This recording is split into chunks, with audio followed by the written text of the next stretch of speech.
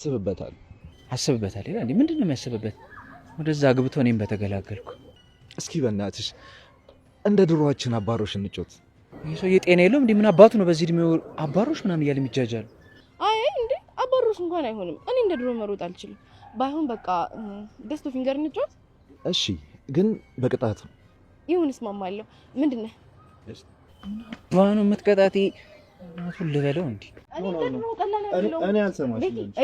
እኔ በቃ አልፈልግም አለች አይደል እንዴ? በግድ ነው እንዴ? እንዴ ኪራይ እንዴ መጣ? እኔማ መናፈሻውን አገኙት ወይስ አላገኙትም የሚለው አስጨንቆኝ ስመጣ አግኝታችሁታል። ቆንጆ አድርገሃል። ጥሩ ሰዓት ነው የመጣው። እና በል ተቀላቀለ። እና እንዴት ነው ቤኪ? እየለመድክ ነው? አዎ በቅርቡ በጣም ብዙ ነገሮች ተፈጥረዋል። ተጣልተናል፣ ተኮራርፈናል። ደግሞም በተደጋጋሚ ልቤን ሰብረዋል። ግን እንደዚህ ሆኖም አንተም ላይ ሆነ ትዳራችን ላይ ተስፋ አልቆረጥኩም። ያንን ለማሳየት ነው አሁን ይሄ ሁሉ ነገር አዘጋጅቼ የጠበቅኩ። ቤቲ እባክሽ አታስመስይ። በዚህ አሁን የተሻለው መፍትሄ ምን መሰለሽ? እንደው ለጊዜው ስራውን ብታቆሚው ጥሩ ነው። ጋሽ ግን እኮ ምንም ግን የለም። ይኸውልሽ አሁን ስራውን ማቆም አለብሽ። ሻውን ለምን እንደመጣልክ ነግረኝ ትችላለህ? አረ መጀመሪያ የጊዜር ሰላምታ ይቀርማል። አሁን አንቺ እንዴት ነሽ? ደህና ነኝ። አሁን ደስ አለ? በእርግጥ ያንቺ ደህና መሆን እኔን ያስደስተኛል። ቆይ ግን አሁንም ሌላ ውሸት አይደክምህም? ለምንድን ነው የራስን ህይወት ማትኖረው? የኔ ህይወት እኮ የተበላሸው አንቺን ጎድቼሽ የተውኩሽ ጊዜ ቆብሽ አይደለም አለቃ፣ እውነቱን ንገረኝ። ቆይ እኔ ያጠፋሁት ጥፋት አለ እንዴ? አንቺ ምንም ያጠፋሽው ጥፋት የለም አልኩሽ እኮ። አሰሚኝም እንዴ? ወይኔ ጉዴ! አሁንም እኮ የተቆጣኸኝ ነው አለቃ። ቆይ ከስራ ልታባረኝ ነው እንዴ? አንቺ ልጅ ጤነኛ አይደለሽም እንዴ? ለምን ብዬ ነው አሁንም አባረርሽ? እኔ እንጃ፣ ምናልባት ሳላቅ ያጠፋሁት ጥፋት ካለ ብዬ እኮ ነው። የለም አንቺ ምንም ያጠፋሽው ነገር የለም። አሁን እዚህ አታለቃቅሽብኝ። ሰላም ሰላም፣ እንዴት ናችሁ? በያላችሁበት ሰላማችሁ ብዝት ይበል። በጉጉት ስንጠብቃቸው የነበሩት ምሩና ናሆም መጥተዋል። እንዲሁም የናሆም አባት ጋሽ መጥቷል። በጣም ደስ እንዳላቸው እርግጠኛ ነኝ። ተናፍቀው ነበር አይደለ? በጣም ነበረ የናፈቁን። እንደውም አንዳንዶቻችሁ የጽናት ድራማ አያት ሊሆን ነው የሚል ኮሜንት ሁሉ እያየን ነበረ እና በጣም ደስ ብሎናል። ያ ማለት ሌላ ድራማ ሊጀምሩ ነው ምሩና ናሆም የሚል ሀሳብ ነበራቸው። እንግዲህ ተመልሰው መጥተውልናል።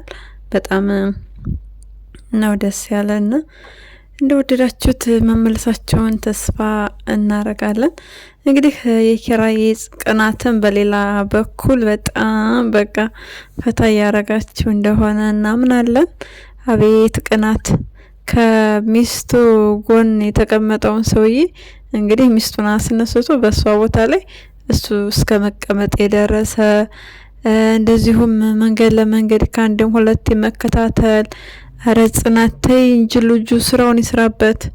ኪራ እኮ ስራ መስራት አልቻለም። እንግዲህ አቴጅም እንዳይላት ለኔ ያለው እምነት የውሸት ነው ትላለች ብሎ ያው ለሷ ያስብላታል፣ ሊጠነቀቅላታል። ነገር ግን ደግሞ ቤኪ ጋር ሄዳ ምንድነው የምታወራው? ምንድነው የሚያወራት እያለ ይሄ ነገር እንቅልፍም ነስቶታል።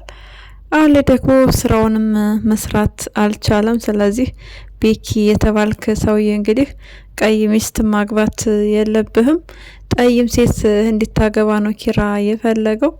እንደ ሀሳብ ለምን ኒናን አታጋቡት? ለነገሩ ናቲ ደግሞ ጭንቅላቱ ላይ ከወጣ ጨፍልቆ ነው የሚጥለው። ዘራፍ አካኪ ዘራፍ፣ በኒና ማንም አይምጡብኝ፣ ኒኑ የኔ ናት ነው የሚለው ናቲ ነው። ቁጭ ብሎ የሚያለቅስ ይመስላችኋል? ለነገሩ ናቲ እንኳን መላም የለው፣ ቁጭ ብሎ ነው የሚያለቅሰው። ይታየኝ እኮ እግሩን ዘርግቶ ነው የሚያለቅስ። አሁን ኒና ብታገባበት እግሩን ዘርግቶ በቃ የሰፈራችን ድኳን ብሎታል ሳንቾ።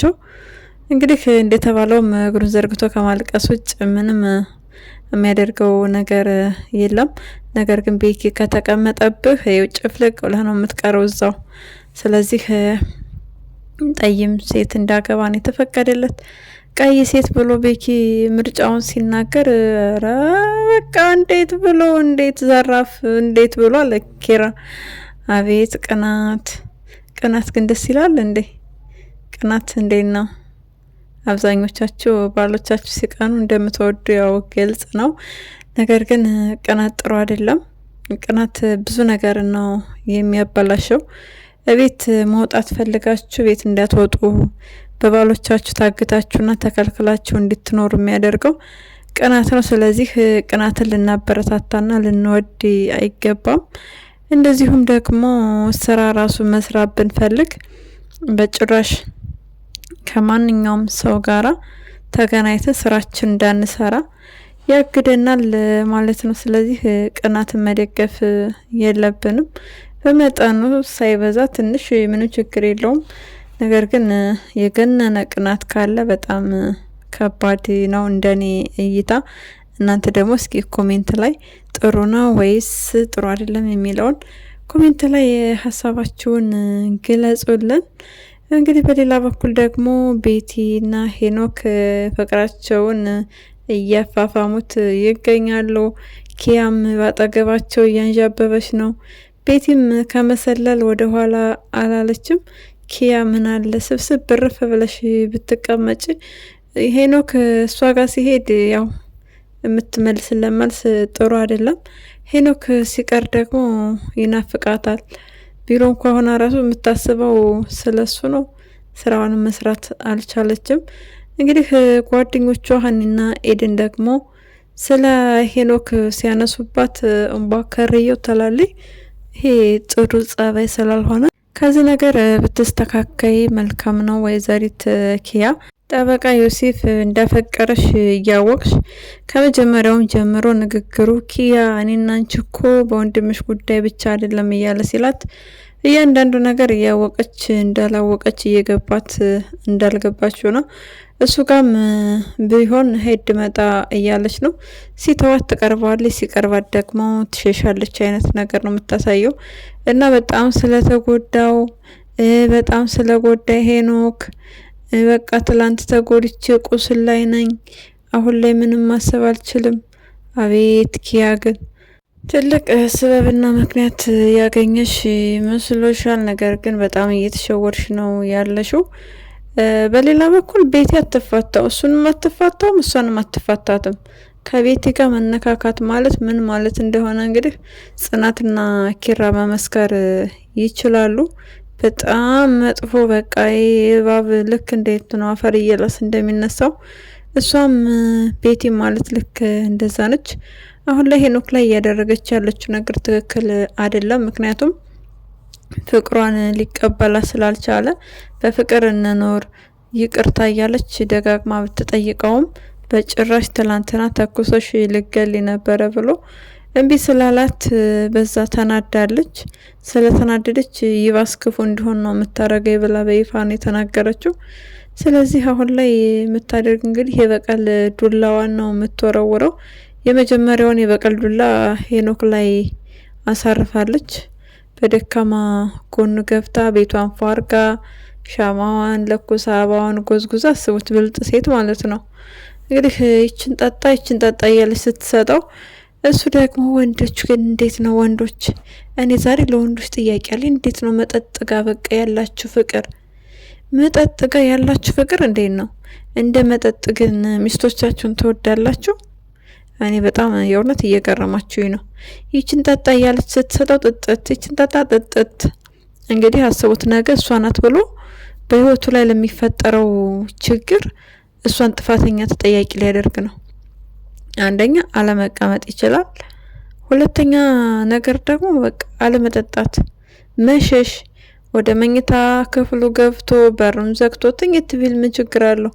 አሁን እንግዲህ ምናልባት የሚገድልም ቢሆን በቃ ሟች ነው የምታደርገውን በቀል ካለ እንግዲህ በቀል ዱላዋን ለመዘርጋት ይመቻታል። ምክንያቱም እሱ ደንዝዞላታል፣ ጭንቅላቱን ስለነካው የሆነ ነገር እንዳለው በጣም ግልጽ ነው።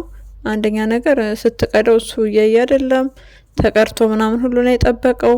ስለዚህ ሄኖክዬ ህይወት ላይ ለሚፈጠረው ነገር ራስህ እጅ እየሰጠህ ነው፣ ምንም ማድረግ አይቻልም። በባለፈውም ኪራ መጠጥ ላይ እንግዲህ ኪራ ቤቱ ሲወሰድበት ተናዶ መጠጥ ቤት ነበረ። በዛ ጊዜ የሚጠጣው መጠጥ ውስጥ የምትፈልገውን አይነት መድኃኒት ጨምራ ነበር። ነገር ግን እንደ አጋጣሚ ሆኖ ኒና በምሽት ወደዛ ቦታ ለስራ ብላ ሄዳ ስላየች ህይወቱን ታድጋለታለች። ወደ ቤት ድረስ አስገብተዋለች ማለት ነው እንጂ ቤቲ እጇ በጣም ረጅም በቃ የሞተች የምትነሳ ሴት ናት። እንግዲህ በራስ ጥፋት ነው፣ ምንም ማድረግ አይቻልም። አቶ ሄኖክ ምሩ እንግዲህ የናሆም አባት መጥቶ ጉዳዩን አንስቶ በስራ ምክንያት ስራ ስለጀመረች እንግዲህ ስራ እንድትተው እሷ እየሰራች ስላለ ናሆም እየተጨነቀ እንደሆነ አብራርቶ ነግሯት እሷም ስራዋን ደስ ባይላት ለመተው ለጊዜው ተስማምታለች። ምሩዬ ምንም ማድረግ አይቻልም፣ መስራት በጣም አሪፍ ነገር ነው። ናሆም ደግሞ በጣም እየተጨነቀ ያለው እኔ ለሷን ሳለው ወይ ቤት ማስተዳደር ያቅተኛል እያለ ነው። ይሄ ማለት ሴትም ወንድም ቢሰሩ ችግር አለው ማለት አይደለም። እንደውም ሴትም ወንድም ነው መስራት ያለበት ለኑሮ ለትዳሩ። ሁለታቸውም ነው ለፍተው ጎጆቸውን ማቃናት ያለባቸው እንጂ በአንድ ትከሻ ብቻ አይደለም። ከአንድ ብርቱ ሁለት መድኃኒቱ እንደሚባለው አብረው ቢሰሩ ቶሎ የመቀየር እድል ይኖራቸዋል፣ ኑሯቸውን ከፍ የማድረግ። ስለዚህ ለምሳሌ ባልና ሚስት የሚሰሩት የባልየው ገቢ ብቻ በቂ ስላልሆነ አይደለም፣ ግን ደግሞ በቃ የተሻለ ኑሮ ለመኖር ሲባል ግዴታ ሁለቱም የስራ ሰው ቢሆኑ ለስራ ፍቅር ቢኖራቸው ይመረጣል ብዬ አስባለሁ። እኔ በበኩሌ እንግዲህ ምሩ ልትበረታታና ልትደገፍ ነው የሚገባው እንጂ አትሰሪም ስራ ተብሎ በዚህ ምክንያት በትዳር ላይ ሌላ ጸብ መፍጠር ጥሩ ነገር አይደለም፣ አያስፈልግም። ቅዱስ እንግዲህ ቀድሞ ነገሩን ያቅ ስለነበረ ለናሆም አባት ነግሮት ለዛ ነው የናሆም አባትም ነገሩን እንደማያቅ ሆኖ ነበር የመጣው። ዞሮ ዞሮ ምሩ ሰራተኛ ይምጣላትና ስራዋን ትቀጥል ከባሏ ጋር ተስማምታ። ምክንያቱም ውጭ ሰርታ ስትመጣ ቤት ውስጥ ይሄን ልስራ አትልም። ስለዚህ ቤት ውስጥ አጋዥ ብትቀጥርላት የተሻለ አሪፍ ነው። ናሆም አንተ ለራስህ ሰርተህ ለራስህ ደክመህ ነው የምትመጣው። ስለዚህ እዛ ጋር ደክመህ መተደግሞ አንተ ስኒ ላንሳ ድስት ልጠብ ስትል ይሄ ነገር እሷን ሊያስደስታት አይችልም። እንግዲህ እኛ ሴቶች ደግሞ ባሎቻችን ቤት ውስጥ ስራ ሲሰሩ ብዙም ደስ አይለንም፣ መተጋገዙን እንወዳለን። ይሄ ደግሞ የሚሆነው በጣም ቢዚ ስንሆን ጫና ሲኖርብን ራሳችን እኮ አግዙኝ እንላለን አይደለ? የምንችል ከሆነ ደግሞ ራሳችን መስራት ከቻልን ራሳችን ደስ እያለን እንሰራለን። እንደነገርኳችሁ ደግሞ በቃ አስፈላጊ ከሆነ ባል ያግዘኝ ብለን የመናገር እንግዲህ ልምዱ አለን ብዬ ነው የማስበው።